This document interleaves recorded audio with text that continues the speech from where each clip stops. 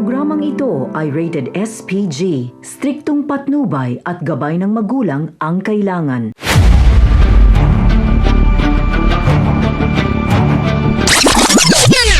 Mga dapat nating abangan sa FPJ's Batang Quiapo.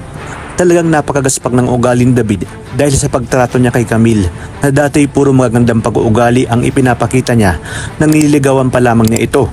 Ngunit ngayong nagdadalang taon na ito at nakuha niya na ang gusto niya, talagang tuluyan niya nang ipinakita kung sino talaga siya. Masaya siyang nakauwi dahil kampante siya na hindi nagsumbong ang pulis na sina Samonte at Jacobis sa kanyang tatay Rigor. Wala siyang kaalam-alam na matapos kunin ang kanyang pera ay itutuloy pa rin ang balak ng mga ito na sabihin kay Rigor na nakita nila ang anak nitong si David na may kalampungan sa gitna ng kalsada at may mamahaling sports car. Sa kabilang banda, hindi na nga nakatiis pa si Tinding at kinumpronta na si Rigor tungkol sa hindi pagpayag nito na bisitahin ang kanyang apong si Tanggol sa Bilibid. Ayon pa sa kanya, hindi niya kayang basta-basta na lang abandonahin ang kanyang apo, lalo pat naging malapit na ito sa kanya at siya na lamang ang inaasahan ni Tanggol na dadalaw sa kanya. Nagbitaw ng salita si Rigor na sa oras na may sino mang miyembro ng kanilang pamilya na dumalaw kay Tanggol ay hindi na muling makakaapak sa kanyang pamamahay. Talaga nga namang manang-mana si David sa kanyang amang si Rigor dahil kung makaasta sila ay parang walang ginagawang masama at perpekto.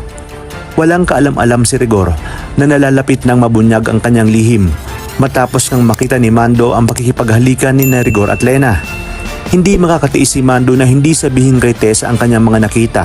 Ngunit naghihintay pa siya ng tamang pagkakataon dahil sunod-sunod ang suliranin na kinakaharap ni Tess. Sa kabilang banda, matapos ang kauna-unahang misyon ni Tanggol ay tuluyan nang nakuha ni Tanggol ng buo ang tiwala ni Espinas dahil sa pulido nga itong magtrabaho, hindi tulad ni Bong na palagi na lang palpak at may sabit. Muling katawagan ni Olga si Balatukan upang kumustahin ang pagpapahirap kay Tanggol at sa nalalapit umano nilang pagkikita. Nais ni Olga na siya mismo ang tumapos sa buhay ni Tanggol. Ngunit dahil sa mga nangyari ay mag-iiba ang ihip ng hangin at hindi na papayag si Espinas sa alok ni Olga. Sinabi ni Espinas kay Balatukan na mas malaki ang kikitain nila kay Tanggol bilang hitman at mas mapapakinabangan niya ito. Hindi naman alam ni Balatukan kung papaano niya sasabihin kay Olga na hindi pumayag si Espinas sa alok nitong malaking halaga ng pera para sa ulo ni Tanggol. Kung kaya't iminungkahi ni Espinas na huwag munang sabihin kay Olga upang pagkakitaan pa nila ito at palabasin na patuloy pa rin nilang pinapahirapan si Tanggol. Kaya namang kapamilya, mas kapanapanabik ang mga tagpong dapat nating abangan dito lang sa bagong yugto ng pambansang teleserye ng Sambayanan, ang FPJ's Batang Quiapo.